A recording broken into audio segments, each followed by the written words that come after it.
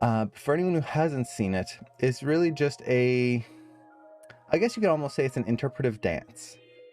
And it tells this really beautiful story, which has quite a bit of subtext built into it that kind of gets missed the first few passes that you watch it. But regardless, it is beautiful animation. It is fantastic. Just the timing, the spacing, the arcs, the movement of it, the fluidity is fascinating. And this is what really drew like me and all my classmates when I was in Animation Mentor when we first saw this. What drew us to this on how it felt, I guess you could say, realistic. I'm not going to say rotoscoped because it definitely is pushed more than just copied, which is good. That's what you want. But then they exaggerate it in such beautiful ways. For example, right here, as the spinning happens, the hands and the detail kind of disappears and it just becomes these flowing lines before suddenly coming back into this more anatomically correct, I guess you could say, it actually has fingers, moment. So it is a beautiful, beautiful shot. And yes, if you actually compare it, so there, if you go to the channel, his channel, just search through the videos, there is a making of. I actually have it in here as well. So we're going to scrub through a bit of it, but a lot of it, when you compare those two, really pay attention to how much it is copied versus how much it is inspired by. This is one of the big things with reference, and we've kind of covered this throughout the last month, talking about how to push our poses and push our animation, is that reference is useful. Reference is a key part of animation. We need to understand how movement works in order to properly animate. And there are a lot of little details that we can get out of reference that you, even if you were to try and imagine it, you might not be able to get. There's just little shifts of the body, little adjustments that we do that you're just not going to create just out of your imagination. So reference is amazingly helpful. With that said, we do not want to copy reference, because reference is reference.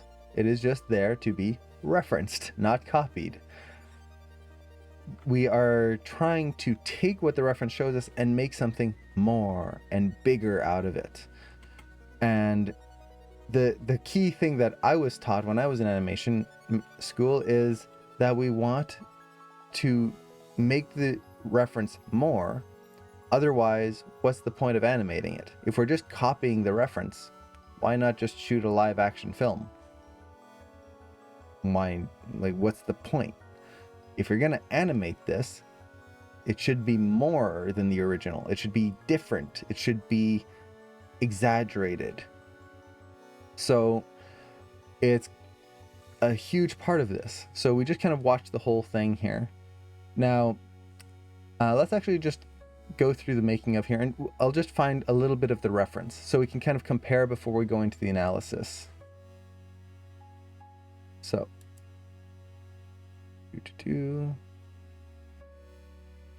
right here. So, as we watch the dancers here, you'll notice that there's a lot of these moves that were in the shot. So, for example, this spin right here, that was definitely in the shot. It's a lot more, what would be a good word? I don't want to say janky, but in the shot, they lift up and there's just this beautiful spin. It's just perfectly smooth. Here, now this could be a practice session, so it's not as graceful as what they would do in the final version, but you can see how it's just a little bit more, or a little less graceful, we'll put it that way. Is it bad? No. But it's, yeah, he's being careful, because in real life, you could hurt yourself. You could hurt this other person if you're not careful.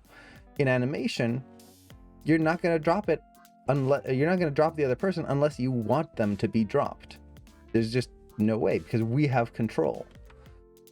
So that's the beauty of animation. You can do these things that in real life, unless you're really trained in like Cirque du Soleil, like level acrobatics, your normal people are going to be tentative. They're going to be not scared per se, but careful, because, well, we don't want to hurt ourselves or someone else.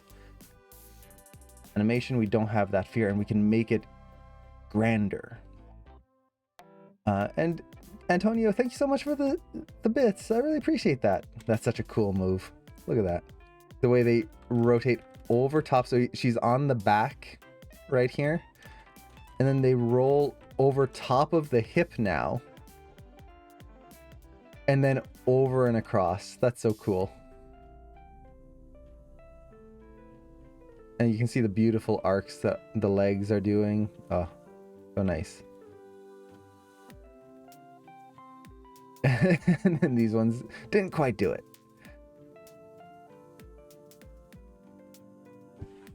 But this is another scene that's... So we're going to take a look at this, and then we'll get back to the animation in a bit. But this scene right here, there is this kind of drop. And they do it pretty well right there in the rehearsal. You really feel that weight just hit down and collapse. But there's a few things that are happening that are, what would be a good word to put it,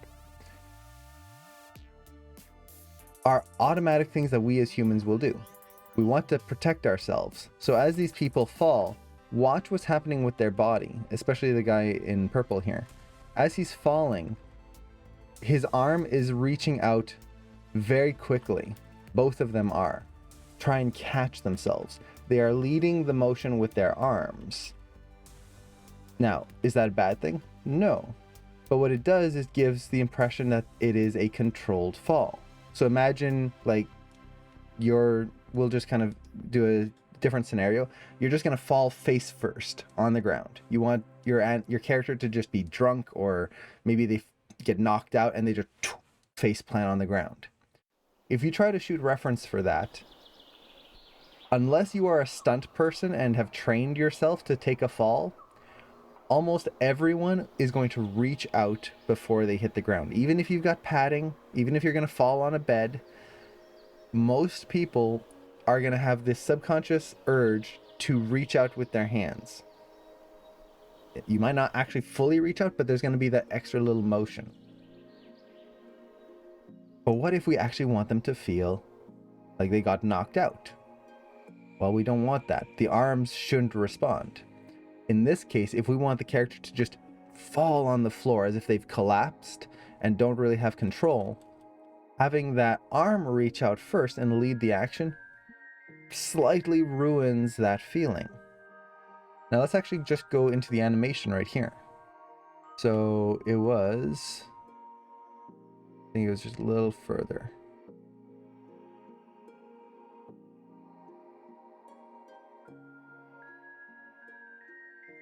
Right here. So see here how he doesn't reach out with the arm. I think there's that part, and then I think it might be another one.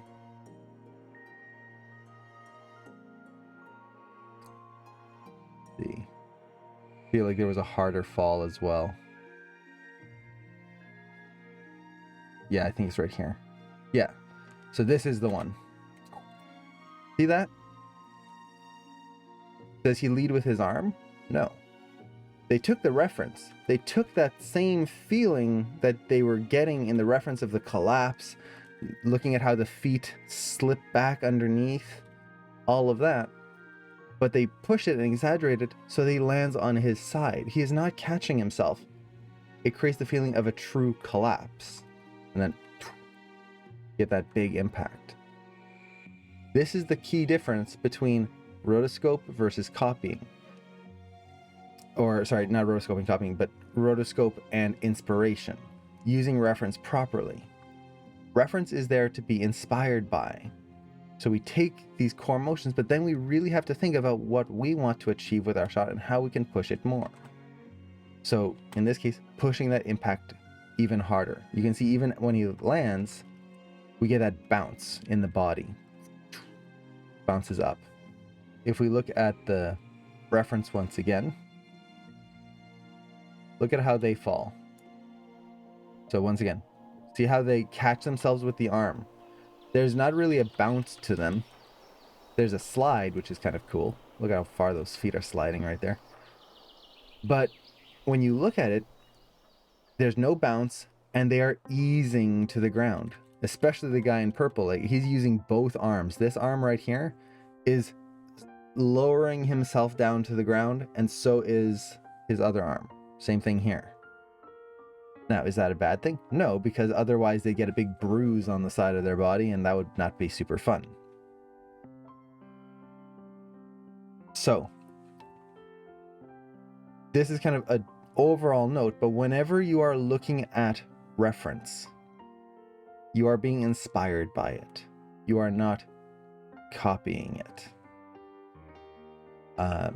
You can take a lot of elements from it, but always try to exaggerate.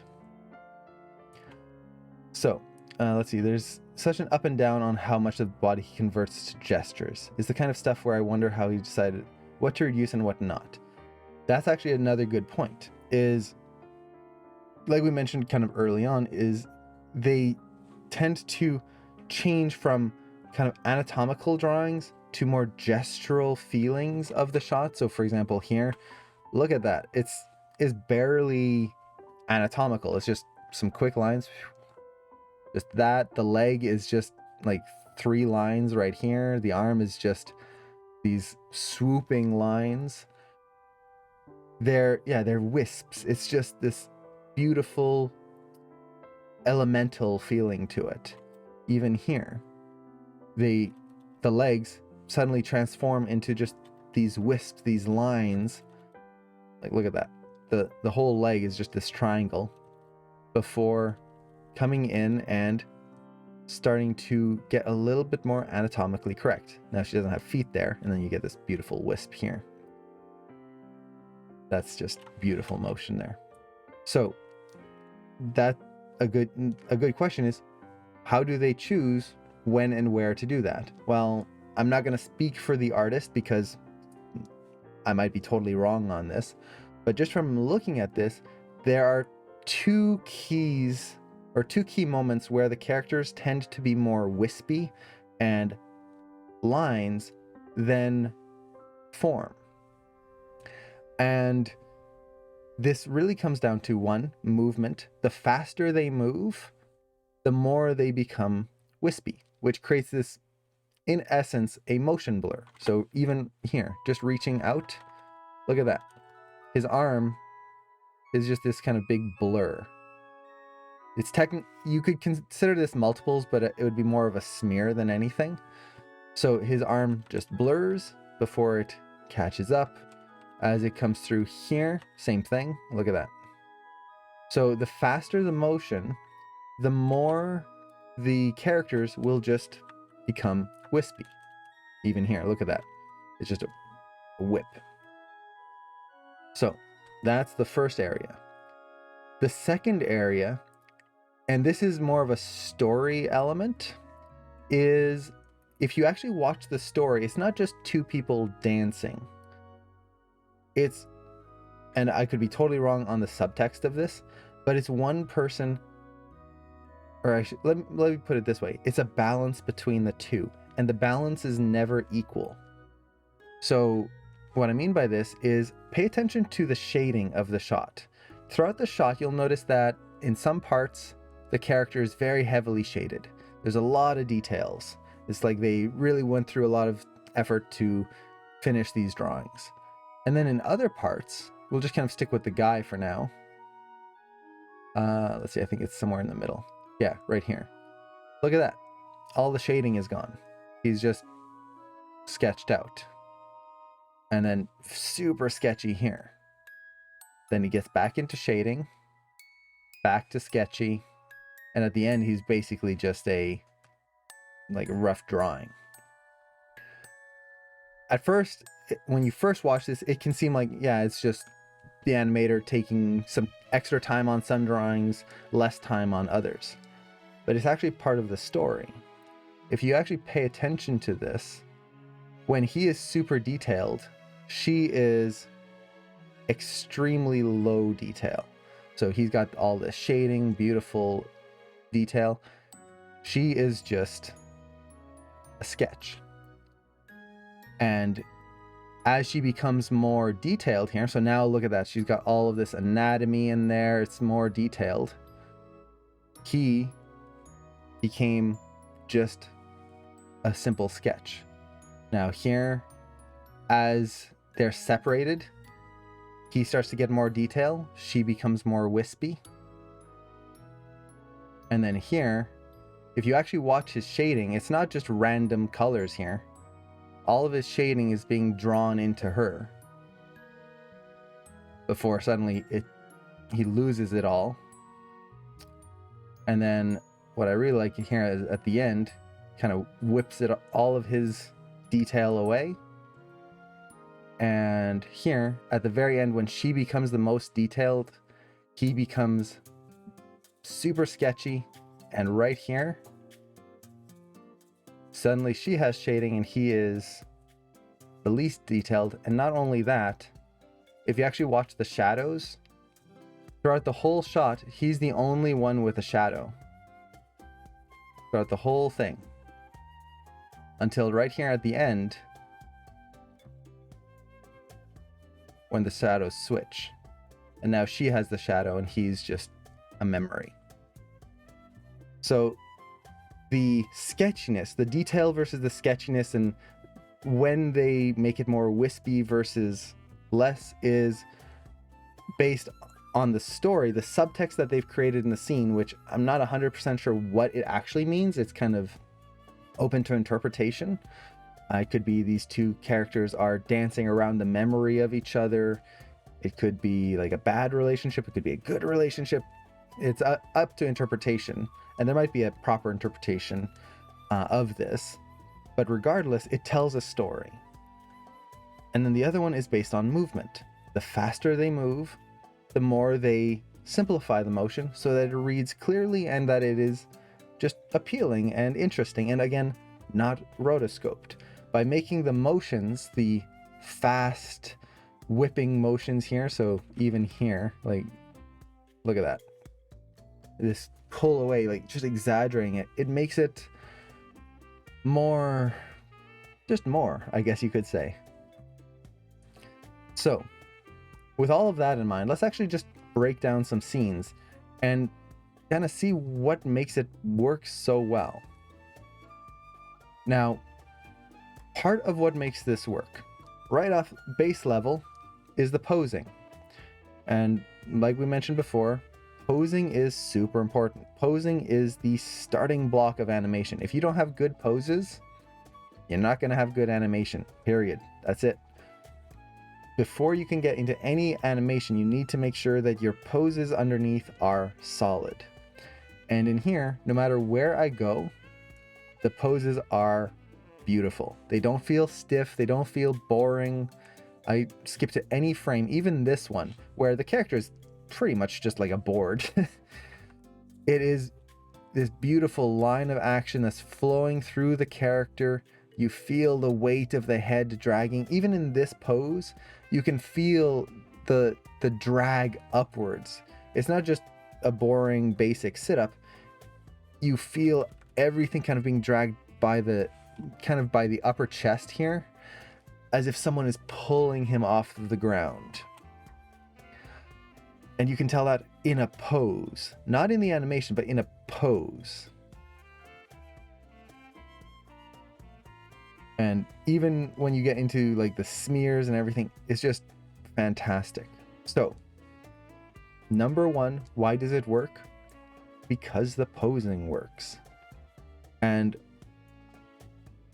like we've been mentioning for the last month with all the different demos and different topics we've covered on how to push the posing, this is the first thing you want to get done and really understand. Good posing makes everything work.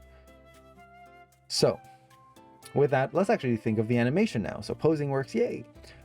Animation, what really makes this feel interesting and dynamic, there's a lot of things, honestly. It's you've got the 12 principles of animation and they're all working beautifully. There's weight, there's overshoots, there's overlaps, there's drag, there's all of that beautiful stuff. But at least to me, the things that really make this work is how they push the weight of the character. The way the character leads and follows through the motions. So for example, let's just take a simple motion here. Simple. It's him kicking up right there. Now, if we were to think of this in terms of keys, you have a key right here. And then if we were animating this, you'd probably have another key here. And then another key, let's say right there. So if we look at that, we've got these 3 keys. That's it.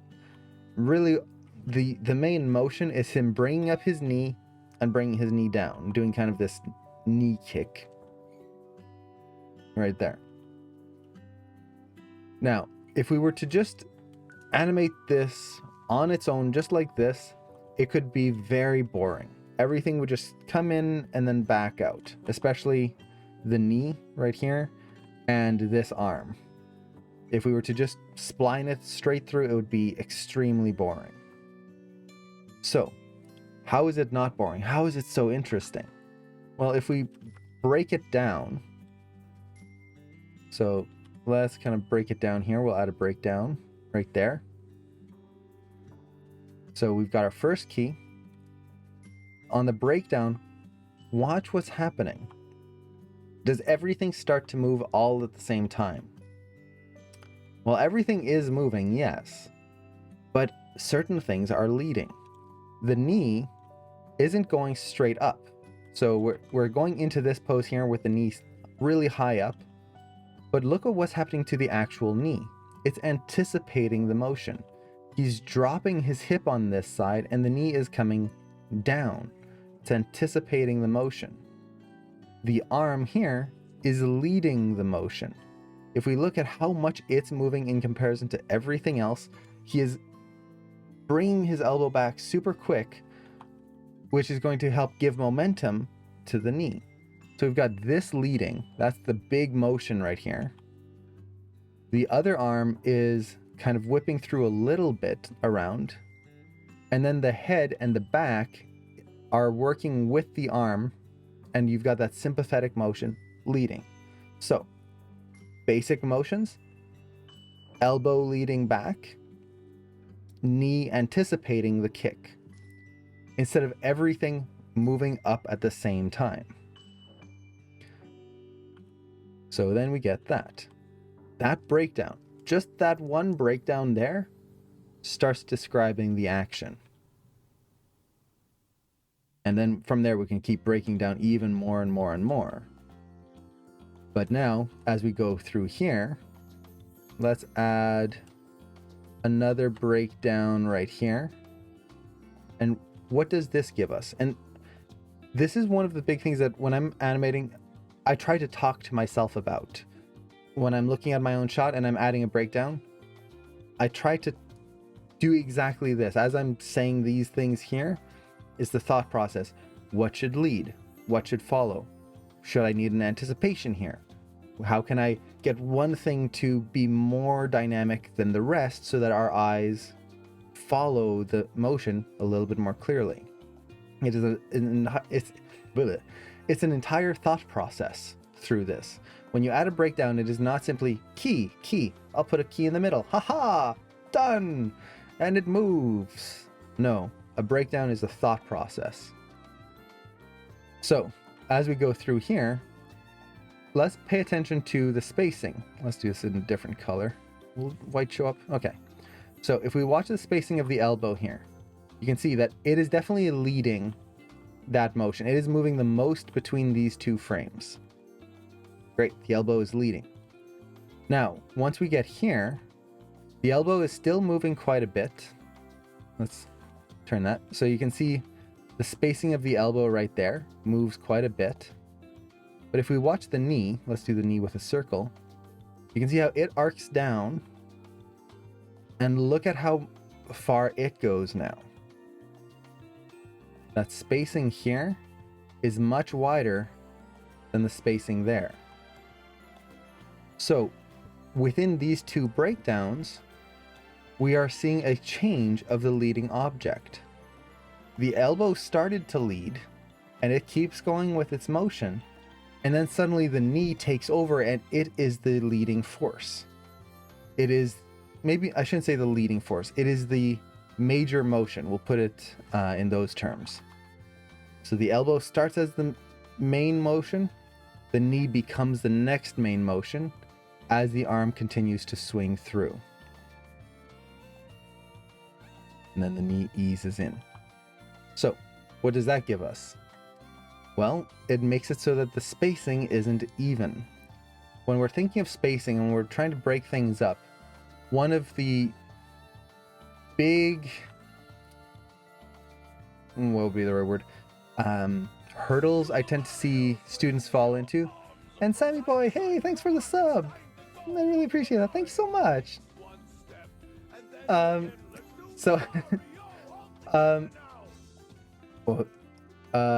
Yeah, so one of the big hurdles I see students run into, and something I fell into a lot when I was a student, is trying to make your spacing interesting. So let's say you have the arm here, and then you have the leg right there. And we have our spacing charts for this. Now, a very common thing to do when people first start animating is, okay, we've got to add an ease in and an ease out. Perfect. Okay, so ease out, go faster, faster, ease in, like that. Oh, the leg, it's got to ease out, get faster, ease in. Well, that's not great. Mostly because everything starts, let's do this on frame 1, and then this is going to be frame, we'll just do 1, 2, 3, 4, 5, 6, 7. We'll do that. So frame 1 to frame 7. Both of them move from frame 1 to frame 7 with the same spacing. Not interesting. That is going to be the most boring thing you can do. So, this is where we have the lead and follow. So now, you're going to have these two animations here, and the arm, we'll just kind of keep it the same way. Ease in, like so. There we go. But now we're going to offset the leg. So the leg doesn't start here on frame 1. It's actually going to start here, maybe on frame 3. Right there. Aha. So now the arm leads, and then the leg follows. That's when the leg starts to move. But the next hurdle people fall into is that they then keep the spacing the same as before. So, for example, they'll do this. Ease in, ease out. So that's not bad, but keep in mind that even though you've offset these, the basic motion is going to be the same. So for example, if I have my, I'm gonna see if I can do it with both hands here. If I have both hands and they're gonna raise up, and I just do whoop, that's boring. Everything's just moved together. The E is in, E's out at the same time. Now if I do whoop, like that, 1, 2, hey, that's a little bit more interesting. We've got a different timing to it all. We've held one thing a little bit longer than the other, but the basic motion is the same. It's just delayed. They're just the same arm motion, slightly offset. So to make it even more interesting, and this is what they're doing here, you've got two motions, the elbow and the leg, and they are making sure that the spacing is different. So one is easing nicely, and then the other one might come in faster. So you get that. It's a big difference? Not terribly, but suddenly as you put that throughout your whole animation, you avoid the feeling that everything is just the same. Everything is moving the same way in a same basic method. No. So, kind of to draw it out in terms of spacing here,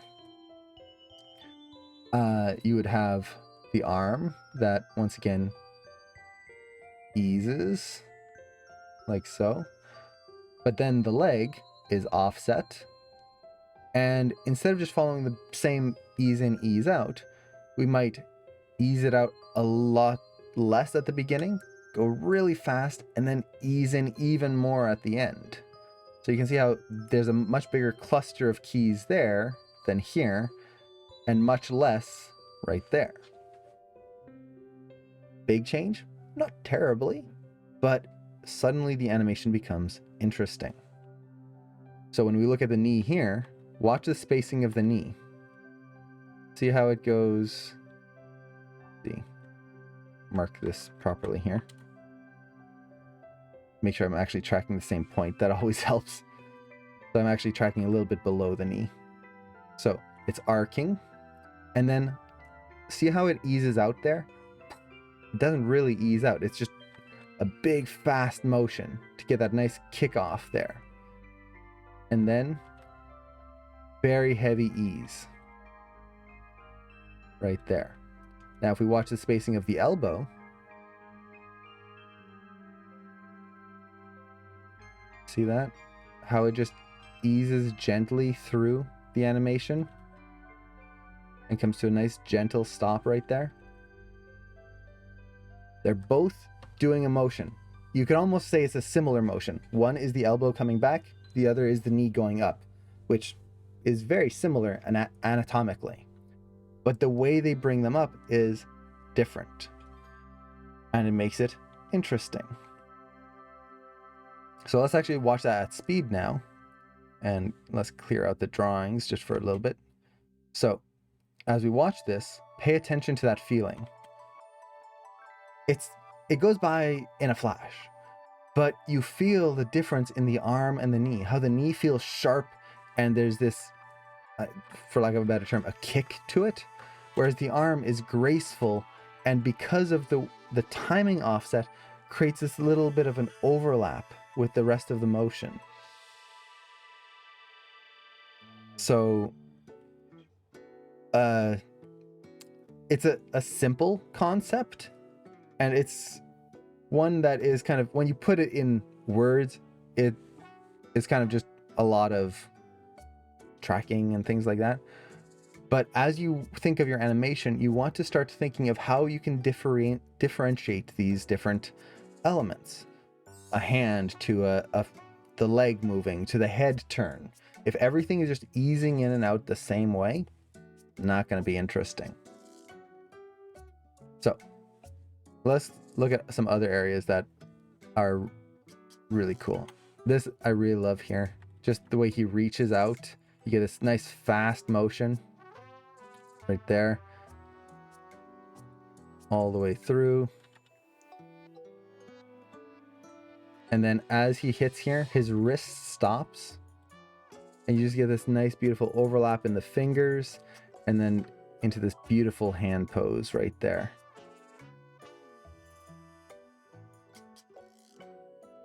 Just a wonderful overlap and settle right through there. And then into this beautiful smear. And you can just see the arc that they're creating right through there. A nice visual line. For anyone who's doing the tailor assignment right now, this is basically what you're doing when you're moving the tail super quick, is just creating this fluid line that will flow from one pose to the next and then get you to your next actual hold. So as the squirrel is jumping around, you've got all of this fluttering in the tail. It's trying to connect them so that it leads the eye into the motions. There seems to be a lot of tension and release moments I'm noticing. Yes. So this is the other thing that really makes this dynamic, and where they would definitely push this compared to the reference, is when the character holds still, it is very held. There is a moving hold, yes, but for example, right here, when they hit this pose, this extreme right here, it just holds that whole body right through here into the legs. It, for lack of a better word, stiff. Not a bad stiff, but it really just hits that pose and stays there. This adds that tension. Now, when he releases, we go from these harsh lines. Look at this. Harsh line, line, line, line, line. All of these lines are designing this tension to the body. It makes it feel like all the muscles are activated and that he's trying to hold this pose because of how angular it is. Then when he falls, look at the lines. There's almost no harsh lines throughout the whole thing now. This releases the tension. Now, if you're thinking of animation terms, and especially for those of you in class 1, this comes into the line of action. Straight lines are strong. So if you want a character to feel very strong, very powerful, have a lot of energy in them, you put straight lines through things. Now, this doesn't mean that everything has to be a perfect straight. We can do what this pose here did, where the design elements are straight. Even the arm here and here, you can feel that tension right through there. All these straight lines. Now, this is harder to do in CG because we have a rig and we can't just draw the lines. But pose-wise, we could do a similar thing where using the benbows, we could try to keep the line of the leg straighter. We can try to make sure we get a very sharp bend in the spine using the benbows or the shaper controls of the torso. Really try to show these anatomical landmarks in the character. Then when the character relaxes, you hide them more. Suddenly the body is softer. Suddenly there's no sharp corner right here. It's just a rounded corner. So we can apply this to CG. It's a little harder, but it is possible. And going back to the lines, straight lines are powerful. So where was that drawing I did? Oh, there we go. Straight line. Why did I need to go back to the drawing of a line? Straight lines are powerful. C's and reverse C's are like mid-ground. S shapes are the weakest. Now, weakest doesn't mean bad in this case. It just means that they have the least amount of strength in the line. It makes them feel relaxed. It makes them feel soft. Makes them feel just... It makes them feel like there's less tension. So as we're going here into these poses, you'll notice that they're not even just going into C shapes. So as he's falling, it's not just this shape that they're creating with the body. So they could have gone something like this, and that would have kind of made it feel like there's a pull downwards as the character is falling here. Instead, they went with the S shape. That really gives the feeling that he has lost all strength in the body. It is not a pull. If it was to be this way, it would feel like a pull, similar to this moment right here. So if we look at the body, the line of action here, you could kind of say it's S-y, but because he's on the ground already, his line of action is actually a C curve right here that then goes into another C curve in the legs. So the actual line of action of the body kind of stops there. And look at how it's not an S, it's a C. And that gives the feeling that he's being pulled up by either his body or there's a force in there. There's a little bit of tension. If it was an S shape, that would make it feel like he is just a rag doll. Now, there are exceptions to all of those, but they are using this to really help sell those different moments of tension relaxed, and the moments in between. So even here, look at how everything is just this nice C shape. Everything flows into these C shapes. And it keeps the character active. Even here, C shape. As he comes through, we've got a C shape here that's transitioning into another C shape, a reversal here. Then as he comes through, we get into these nice hold moments. Again, just keeping the character still. The more motion the character has, the less the tension is in there. Such a good moment here. So this was the moment when we were looking earlier, when the character, or when she rolls over the hip. You can definitely see the influence of the reference in here. They really paid attention to the reference, how she's not just staying on his back, she's rolling over his hip right there, which is really nice. The arc of the feet, really paying attention to all of that. But if you look at the timing, it's much faster in the middle than the other one. They're holding a little longer right here, making that just take a little bit longer, and then speeding up right in the middle to make it dynamic and interesting and make that kick really speed through, and you get these nice speed lines of the legs. Even this one, this nice triangular shape right there. So exaggerating the timing of the reference.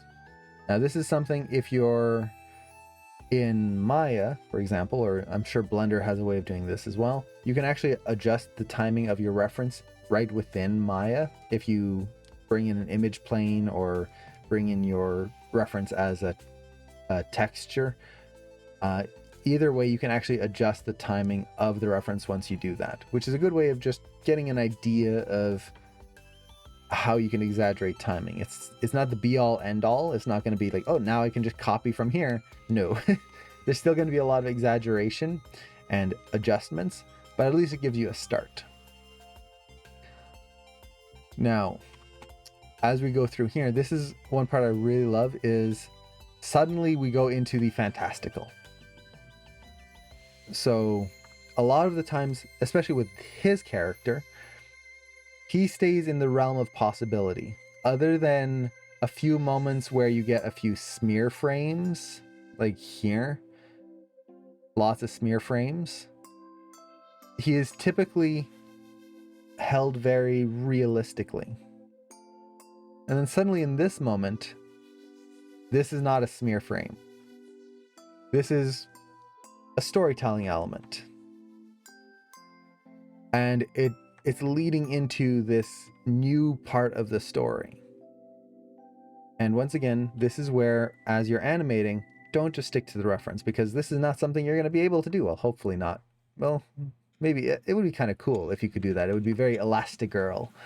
A very Elastigirl ability if you could do this. But more than likely, you're not going to be able to do this.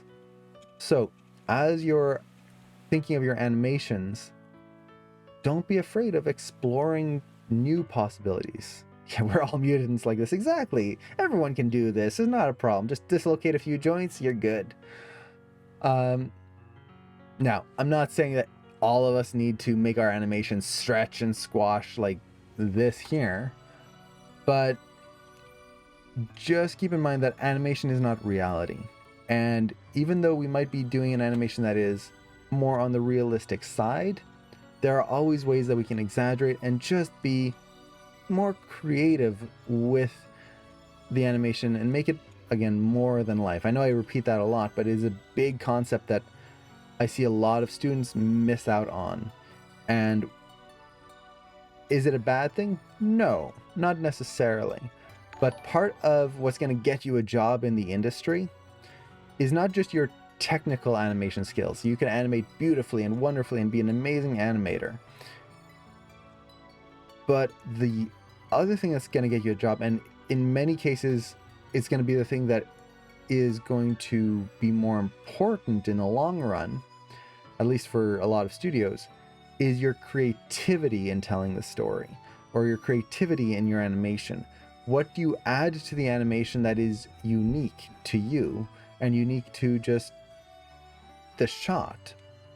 If you're just following reference and animating it wonderfully and sticking to realism, that's not bad. But being creative, coming up with unique solutions and unique ideas, it's something that's hard to train. So when studios see that someone has this skill in their shots, it just makes them more desirable to the studio, because a studio can teach you how to animate. They're not going to be like a professor, and they're not going to be a school for you. But if your technical skills aren't 100% there, they can teach you.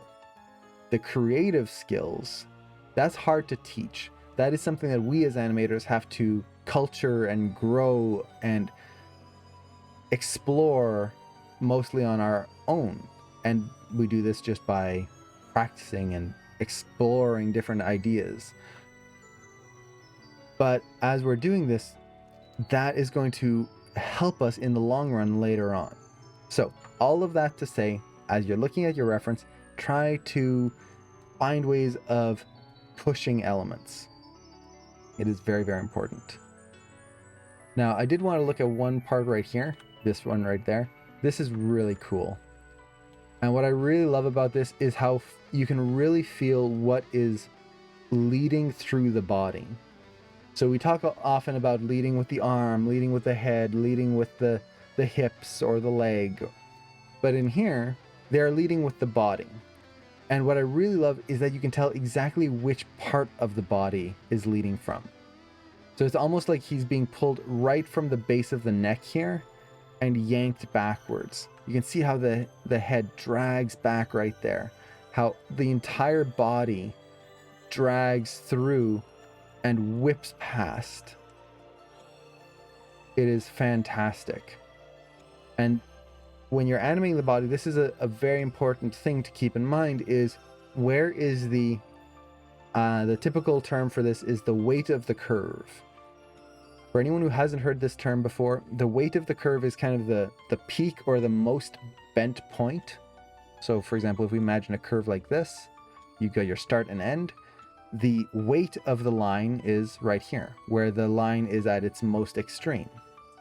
If we have a curve like this, start, end, the weight of the line is over here. Or vice versa, we could do this. And it's still a curve, but the weight is different on each one. And this can add a lot of visual flair. Now, what's really important with this is that we can animate the weight of a curve. So, for example, let's say we have a curve that just starts off here, and then I want to make it feel like it gets pulled. We can keep the same points there, but I'm just going to change the weight of the curve this way. And then let's kind of keep pushing it to be a little sharper here. And then maybe one more.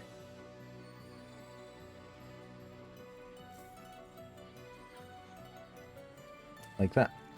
So now you feel that pull.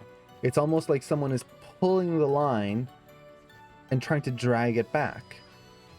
It's a curve, but I'm changing the weight of it, where that curve is at its peak. Okay, a curve, yeah, it's a string, simple. The spine is a curve. If we look at this, look at that, a curve. So if we want the character to lead with a different part of their body, all we have to do is think of the weight of the curve. In this case, they want the character to lead with the top of their spine as well as their neck. Look at that. There, let me clean up that line. That's a terrible line I drew. There we go. The weight of that curve is up there. As we go through here, the weight of the curve is now up there. And then it gets released, and now we've reversed the curve. So all they're doing is changing that weight, that position of the peak, and it creates this feeling of pull. The same thing is going to happen here. So if we watch this, the way they sell the weight is by pushing that weight of the curve. The curve, it's right there. It creates the feeling that it's being pulled down towards the ground. If this was different and they were to weight the curve, I'm going to exaggerate this here, this way, it would feel like his stomach is being pulled towards the ground. If they were to do it the other way, where it's more like this, now it's the shoulder, the upper shoulder, that's leading towards the ground. By doing it the way they're doing here, it's that mid shoulder right there that's dragging towards the ground. And then we get that nice flat right there in one frame that really sells the impact. So think of your weight of the curve. So even here, if we look at the line of the character, when he starts to come up here, we really feel that pull this way. It's in the hip. His hips are kind of leading the action. Then as he comes up, it's the shoulder here.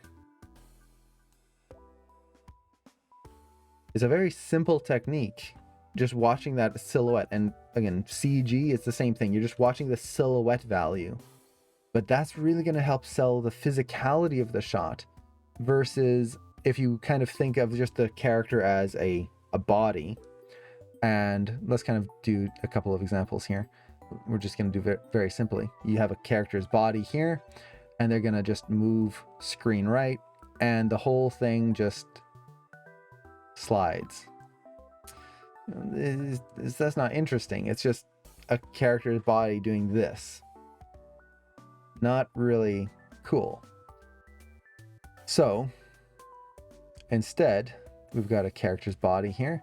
As it starts to move, let's say screen right, how can we push the weight? Well, we want the hips to lead. We're going to push the weight of the curve down here. Now the hips leading.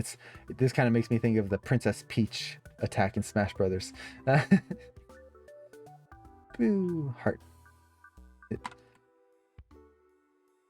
So we can do that. What if we want the shoulder to lead? Well, all we're doing is changing the weight to be up in the shoulder area. So in there, it's the same contrapposto, but now they're leading with the shoulder. And we can even push this a little bit more. So like that. Now it's being led that way. It's very simple, but a very powerful technique. So what else can we take a look at here? There's so many beautiful things in this shot.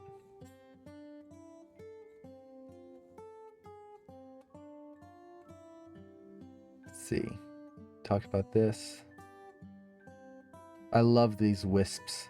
This is that elemental animation. That's actually something I don't have too much experience with, is the kind of creating fire and air and all of that, especially in 2D. I've done that in VFX, which is a very different thing, but to animate that in like 2D and stuff, that is a unique skill that I truly admire. Like all the animators who worked on Avatar: Last Airbender, that elemental animation it's just mind-blowing to me. I love it. Okay, so we've got this beautiful moment here. What I really like about this is just the power of it all. So we're going from one pose. Let's change this to a color that we'll see. Is elemental animation FX? Yeah, so typically if you're thinking of CG films, that would be the effects department. They're doing the fire, the air, all of the water simulation, things like that. Even in 2D animation, you will typically have the character animators and then the FX animators. It's not done with a computer, it's done by hand, at least sometimes. But it is usually a different skill set. You do have some animators that are both, and I highly admire those people because that is just an amazing skill to have. But usually you will have the effects animators, character animators, and they kind of focus on the two different things. Or each their own thing. So what I really like about this is that you've got this pose holding. It's just staying here, not moving. It's you get a few little bits of shifting with the line weight, a little bit of tension in the hand, which is beautiful detail, especially in 2D. And then within one frame, look at how far the character is going. Now it is a big smear, but the character's body is really right here. So the spacing is that whole length right there. The arms are just being blasted out. Like that's the back arm right here. Just being blasted out in one frame. And then easing into this beautiful hold. And right here, they're just holding this pose, holding. It's a moving hold, and then boom, they just fall over. And this nice speedy fall. A nice little bounce there too at the end. So what I really like about this is that there's 3 basic moments, which could have been very boring. You have the explosion back, the hold, and then the fall. And this comes back into what we were talking about spacing earlier. So this whole moment is basically one simple arc. He starts down here, he arcs up, and then falls down. That's it. So if we kind of create that arc here, well, we've got that, which is essentially a bouncing ball. The character goes up and down. Now you've got all of the different elements overlapping and all that, but the core of it all comes down to a bouncing ball. Now, the bouncing ball. We know how to do that. Character starts fast, eases in, eases out. Done. Yay. Except there's a couple of things that we need to keep in mind here. One is exaggeration. 2, this is not just a simple bouncing ball. He is being blasted out at the beginning. So this would be like if you took a tennis ball and you hit it straight up, but you just whack it with the racket upwards first before letting it drop. There's an explosion, or you just put a ball on top of a firecracker or something and let it blow up. So what does that change here? Well, one, the spacing going up is going to be vastly different than the spacing coming down, because there's this huge force that's happening at the beginning. If we do it this way, just a typical bouncing ball, what's going to end up happening is the force is going to feel weak and the fall is going to feel boring because they're both even on both sides. This is a similar concept to when I was talking about the arm and the leg spacing being even. In this case, it's the spacing within a motion. Because we have this big explosion, we want that to feel powerful. We've got frame 1 here. Just go frame 2. Blast it out. No ease, no favoring, just slam it out there. And then in terms of just really making this read, they put a huge hold at the top. Really just favor that hold up there. And then as it falls, we then go back into kind of the typical ball bounce ball, where it's just this gradual speed up. There we go. So suddenly that is visually interesting.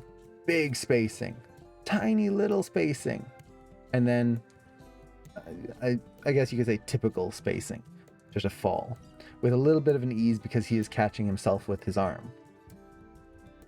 Okay, well, that's easy to say. But as you're going through your animation, you want to watch out for things like these. Even though we are using the bouncing ball principle all the time, It is one of the things that you will always be using and always be looking for in your animations. The bouncing ball principle does not mean that everything is exactly like a bouncing ball and that we use that exact spacing the entire time. No, that leads to boring animation. We are using the concepts of the bouncing ball and then pushing them, exaggerating them to enhance and build on top of. And this is probably one of the biggest hurdles I see, not so much for beginning animators, but for animators transitioning into kind of the more advanced topics and more advanced concepts, is that they will either forget or focus on other things and totally like lose track of the bouncing ball and the basics, the fundamentals that they've learned at first, or they will stick to them so closely that it hinders their animation and limits their animation. We don't want to let those concepts limit us. Same thing with overlap, overshoot, ease in, ease out, all of those 12 principles, timing, spacing. They are not there to limit us and give us hard roadblocks. The bouncing ball, it's not there to give us a roadblock. It is there to help build something new out of it. But we have to be aware and keep our mind open to the changes and the possibilities of them. So here, once again, if we watch that motion, it's a bouncing ball, but it's exaggerated. Extremely exaggerated. Such beautiful motions throughout this. I love how they're animating the skirt too, the overlap and everything in there. So much detail, and the hair. This moment I really love here is they could have easily just put the whole thing in slow motion and just kind of freeze framed it, but you've just got this little bit of motion in the hands and just keeps the whole thing alive right there. And then the extra motion in the hair. Now, one thing I really like is that you also have a little bit of motion in the dress, but if you watch the amount, the most motion is right here. The strands of the hair and the hands, with a little bit of motion here. What this does is it keeps our eyes up here. If the dress was flowing too much, our attention would drop down and then we'd miss the grab that's happening here. We want the connection to be from there and there where he's looking. Everything is pointing to that. Even his line of action, everything's leading our eye right up to that point.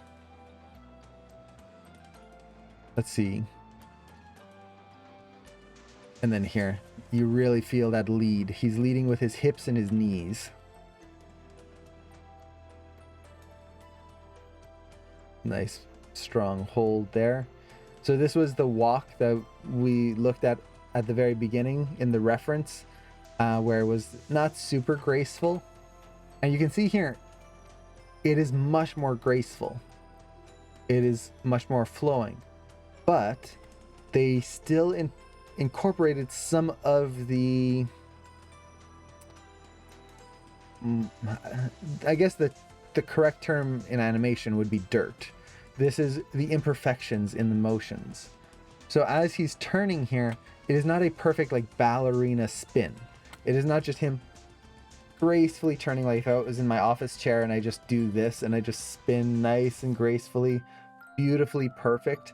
No, they have those imperfections. As he's turning, he's shifting his weight. So right here, you can see that big weight shift over before he shifts his weight over there. That is not a perfect dancerly motion. It is a more naturalistic motion because he's holding her and he's trying to support all of her weight. So it makes it feel naturalistic. But they didn't just follow the reference completely and make it feel janky or as if he's being careful not to drop her like he would be in real life. He's confident and he's holding her confidently. So beautiful moment here where they've analyzed the reference, studied it, incorporated it, and exaggerated it. This is a great fall here. I love how this is that whole twisting motion. That must have been a pain to do in 2D.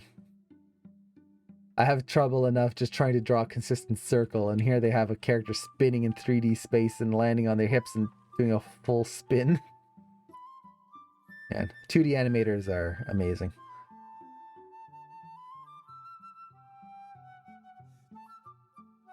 So well done. This little motion here, I really like how you feel her separate from him. They kind of stand together, and then they move in tandem. That's what I really like here.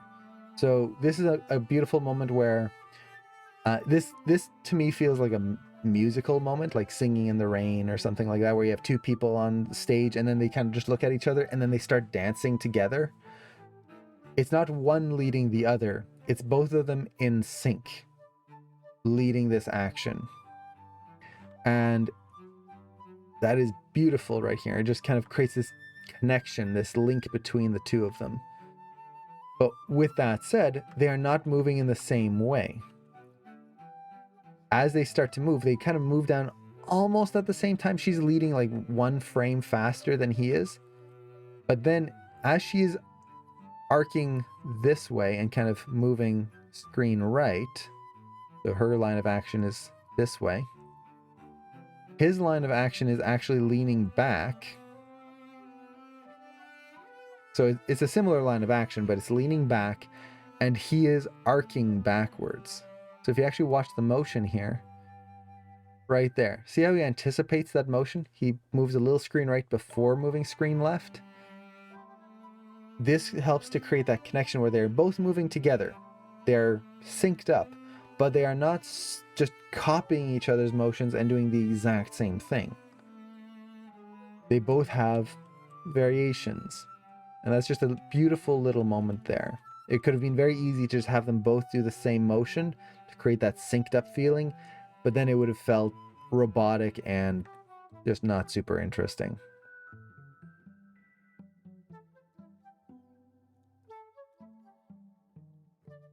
Beautiful posing. I know we talked about this right at the beginning, but look at that pose. The S shape in the leg here, the simplified C shape there, and how the body is just this simple silhouette. Straight arms. The head is way down here. It's just such a beautiful pose. And like all the posing. This one here, these beautiful S shapes. This is 2D, so you can do whatever you want in terms of lines. But regardless, whether it's CG or 2D, pushing your posing and really trying to tell a story within the posing is going to be so important.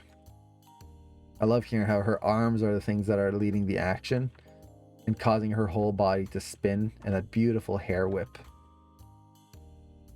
And this is using the head drag. So they're leading with the arms, dragging the body forward here.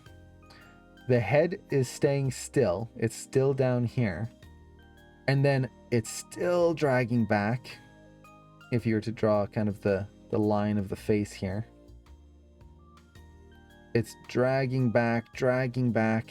And then in one frame, from here to here, suddenly this is the back of the head.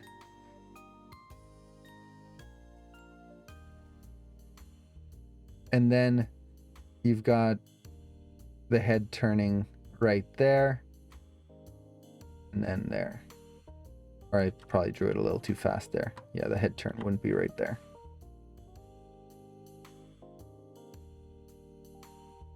But you've got the head turning super fast in one frame.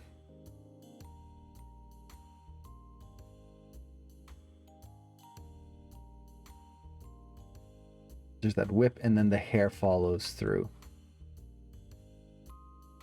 And it really works because of that drag in the arms and the body. If the head just started to turn with everything else and you didn't have that lead and follow, it wouldn't work as well.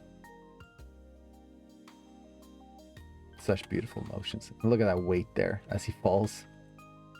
This is again just a bouncing ball mechanically.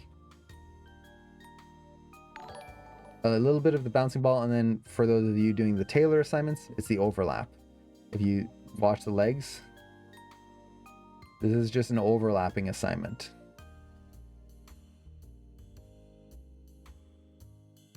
just doing that. And then as the hips here suddenly can't go any further, let's do this here.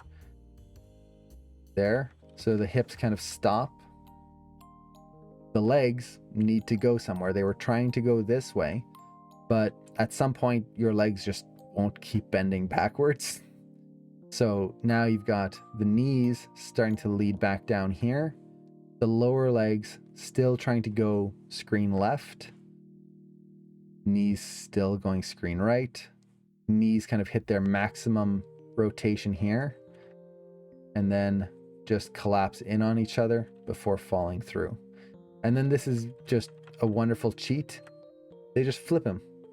He falls on his face, but then just becomes on his back, which is just a really cool like morph there.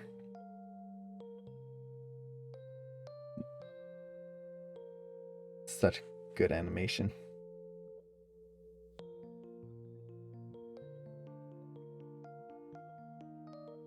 There's just so much to it. And this is one of the big things that, like I mentioned at the beginning, this animation was a huge inspiration to me when I first started learning animation. When Cameron and I found this or saw this, it was just, we watched it I don't know how many times, just analyzing. At the time, we didn't understand why we liked it at all. This was when we first started learning. We were barely understanding the bouncing ball at this point. But I still just remember how much it meant to us to see this. And it's like, wow, how did they do it? Why does it feel so good? Why does it feel so dynamic? And a lot of it, like I was saying, is the simplicity of it. How they exaggerate the timing and the spacing, the lead and the follow, taking that bouncing ball principle, which was what I was learning at the time when I saw this, and making it more than just the bouncing ball. Right here, this is great. See here how you've got two characters. This is actually something we didn't talk about too much in here, but it is a topic that is very important. When you have two characters interacting with each other, you need to think of their pose as almost one pose. So for example, here you've got the line of action of this character leading through into his arms, and that line of action is connecting into hers and leading through. So it's got this kind of connecting line right through there. And this is especially important because you want this force, this pull between the two arms. This is what's giving that feeling of weight to the characters. Now, one of the big things with this is that they are shifting the weight differently on each character, which makes it interesting. So again, weight of the line. The weight of the line here is in the hips. It's pulling at the hips. The weight in her line is up here in the shoulders. So it's creating not just an even pull. So for example, if I did this and this and connected it together here, it feels like they're both pulling away at the hips. But here, we're getting a pull this way. So it makes it more dynamic. Creates this extra feeling of tension in there. So what would be the right word? It's taking those basic principles like we were talking about before, posing, line of action, but now you're connecting them and building something new out of both poses. Even here, let's kind of go with this one. So we've got that line of action going through here. The line of action is pulling through. You've got his line of action that leads into the arms, and everything is leading our eye out that way. Even where he's looking, leads our eye here. They're even using the knee to bring our eyes, just based on the lines here, bring our eyes this way. And then once again, the weight of the curve, his is at the hip, hers is into the shoulder here. And yes, the Elemental Magic Volume 1 and Volume 2. I highly recommend those books. Cameron has them. I haven't read them much myself. I've skimmed through them, but Cameron's read them and gone through them, and they're really, really good. Highly recommend. If you're interested in learning 2D effects animation, those are probably some of the best books you can get for that. Highly recommend. Then, so I think with that kind of covers most of the things that I wanted to talk about on this shot.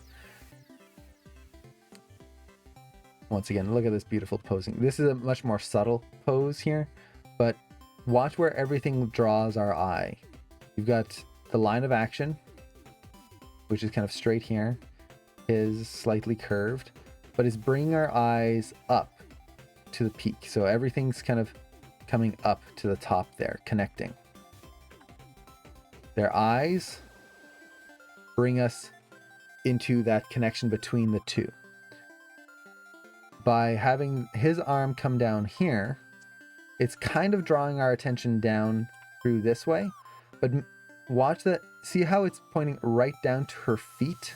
If we were to continue that line, that is what draws our eye back up. If his hand was just pointing down into the middle of the floor, yeah, that's not going to be great. It's just going to draw our eye away from both. No, the line leads into the foot there. Her arm here, it's not out of silhouette, so it keeps us contained within the whole shot. And then this arm leads right to her face, which creates this beautiful cyclical area of focus right there between his arm and then the look between them.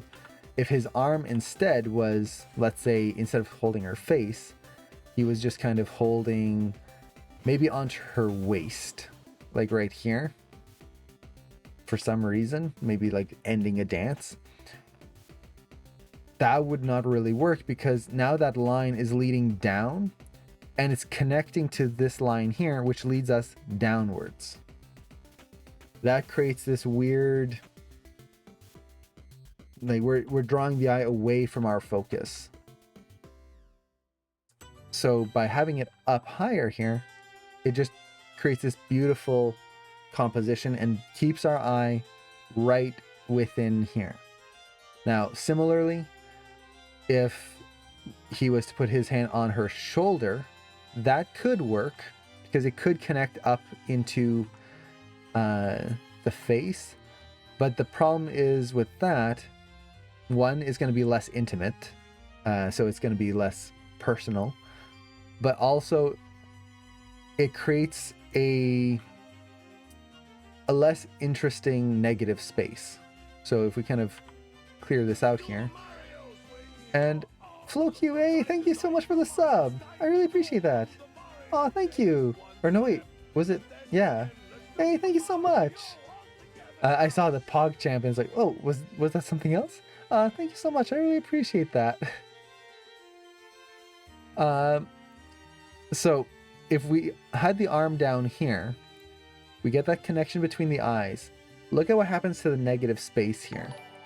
And let's actually only display this. See how that arm on the shoulder, we'll lower this even more, just a little bit. It creates this gap right in here. Let's do this in a different color. So negative space wise, we get a square here, and then it's creating this arrow right in there. This is drawing our eye down because the biggest point is right there in the elbow and draws the attention down. Points, when you have something like that, it points in the direction. It's why we use arrows. But by bringing the arm up, so let's clean that up and let's switch that color back. So by having the arm here, and let's follow the actual pose just to make it, yeah, I was a little high. So having the the hand here, we make the point bigger. So you can see how that point is larger now. But let's clean that up just a little. Okay. So why doesn't this lead our eye back down like the other one did? Because it's not an arrow shape. It's triangular, but the triangle is now forming here. You get that point right there. And then this line, it's starting to create that flow. So you can see how it's starting to point our eye that way. They've changed the triangle. The other one was, if I draw it kind of similarly, we had that, the face, and then it was like this. See how there's no point on this side? It's flat. It's just kind of not that interesting. So our eye gets drawn to the biggest point. Here, there is a point down here, yes, but because of all the other elements, our eyes are drawn to the screen left point.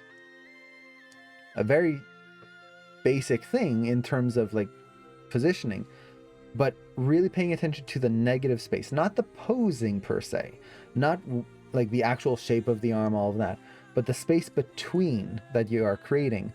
That is going to really help push and make this more dynamic. And this is one of the big things with animation just in general, is really pay attention to your negative space. It's very important. All of this space in here, it's not that every frame has to be absolutely perfect, but you do want to make sure that you're not getting any weirdness or like parallel lines. So for example, even here when they pull away, watch the hands. See how if we watch that negative space, create that triangle shape. It's not just a square basic form, but if we watch the body here, we've got that nice roundness to this side, and his, as he's walking away, it's pulling away, it's flat. This creates a wall. It's not favoring her. He's not leaning forward like he was earlier. Like here, you get that little bit of a lean forward compared to hers, and you can see how those start to connect. No, his turns away, and now even here leans away from her. Now that comes down to the posing as well, but you also want to make sure your negative space sells that too. For example, if you have a big burly guy, so let's say you've got her negative space here. She's kind of leaning forward. I'm just going to do the negative space here. So you've got that forward lean there. Now he's leaning away, so the line of action is this way, but he's got this big, huge upper body. Like that, for some reason. Just super muscular. The negative space is now leading in again. So, depending on your character's proportions, you might want to push the line of action even more to help sell the subtext of the story of him wanting to leave or him leaving. So we want that straight line leading away, which means the body is going to be a lot more hunched that way, big triangular body. And our line of action is going to be pushed a little bit more like so.